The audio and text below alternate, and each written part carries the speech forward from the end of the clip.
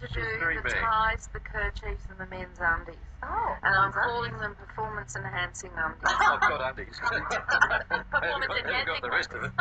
I told you Liz was coming in today, but what a career you have had. And when you look back at that time when you were a young girl making those paper dresses for dolls, was fashion something you wanted to do? I didn't even know there was such a thing as a fashion designer.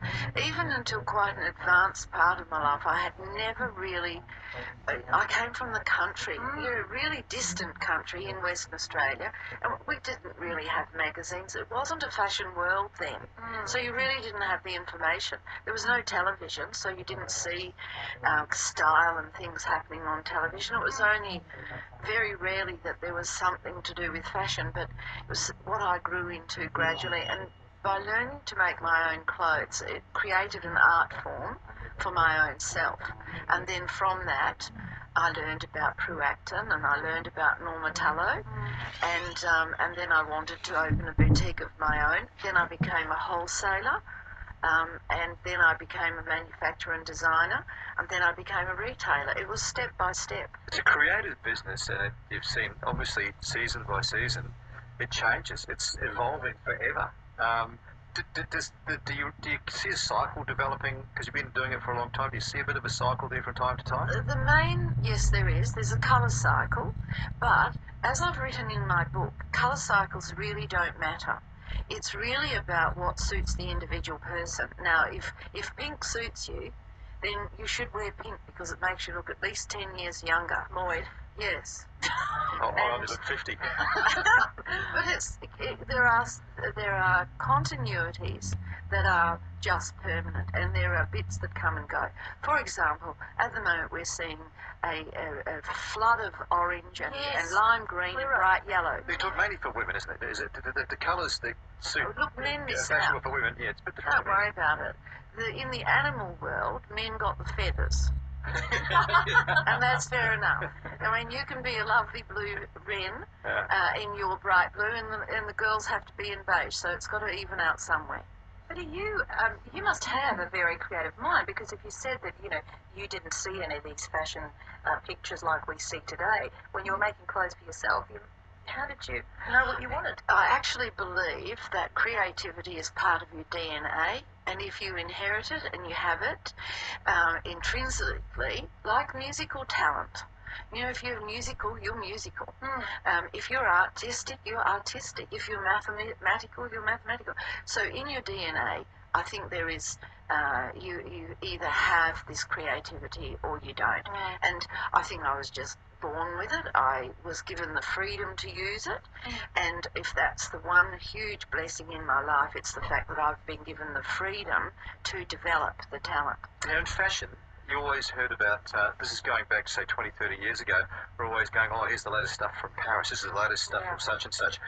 But it's no longer the case, is it? We're pretty much autonomous in what we do here in Australia with fashion.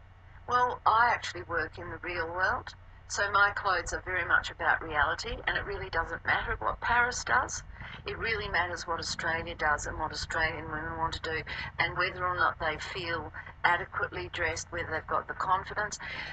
The average woman is not going to buy the stupid shoes that Paris tells her are fashionable, because she won't be able to walk in them. So therefore she will wear a lovely pair of shoes that she can actually walk in instead of hobbling, and she'll wear clothes which are appropriate to our lifestyle. And Paris lifestyle doesn't necessarily reflect in Brisbane. But it did used to be that way, didn't it? Where overseas fashions were looked at, well, this is the latest in Paris, so we've got to have that over here. Well, they kind of did. We were led to believe that, but in actual fact, we might take a colour line, we might take a print line, we might take a bit of a hem line, but in general terms, you have to dress suitably for the world that you are in. So when you look at our country and the range of climate, so you might, and the girls often talk about they love going to Melbourne because they can wear Melbourne type fashion because of the weather, obviously, and here in Queensland you can very rarely wear those kinds of clothes because of that climate. Appropriate for your lifestyle. It's what really governs what fashion is going to be. I learned a lesson very early in my career: supply the demand.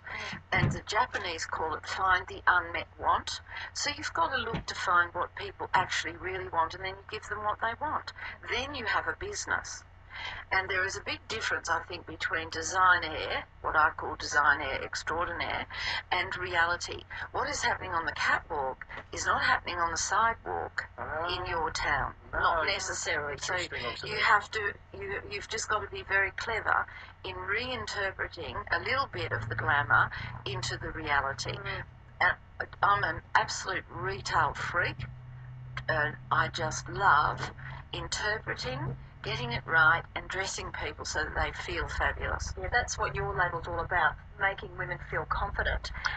But I was surprised when I read that when you signed your very first signature collection, you couldn't bear to see your name on the ticket.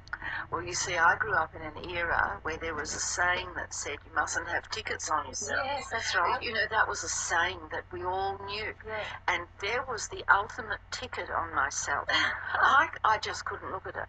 I hid it until it was an emergency and I had to get it out and use it.